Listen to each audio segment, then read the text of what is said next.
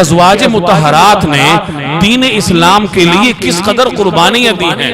یہی وجہ ہے کہ اللہ تعالیٰ نے ان ازواج مطہرات کے ذاتی عمل کے پیش نظر ان کے لیے اتنے بڑے مقام کا انتخاب فرمایا کہ انہیں پیغمبر کی زوجیت کے لیے منتخب کیا اور آنے والے مسلمانوں کے لیے ان کو ماں کا منصب دیا۔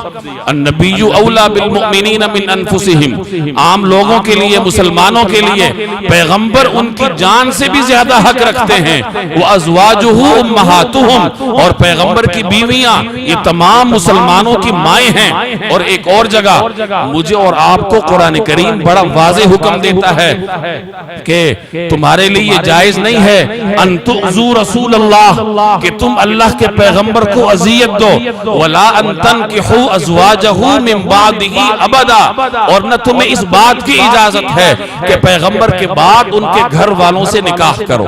مفسرین فرماتے ہیں کہ اس آیت میں بنیادی حکم یہ ہے کہ پیغمبر کو اذیت دینے سے پرہیز کرو، اور ساتھ ازواج مطہرات کا ذکر ہے کہ پیغمبر کے بعد اگر ان کی ازواج مطہرات سے نکاح کرنے کی کوشش کرو گے تو یہ پیغمبر کے لیے اذیت کا سبب ہے۔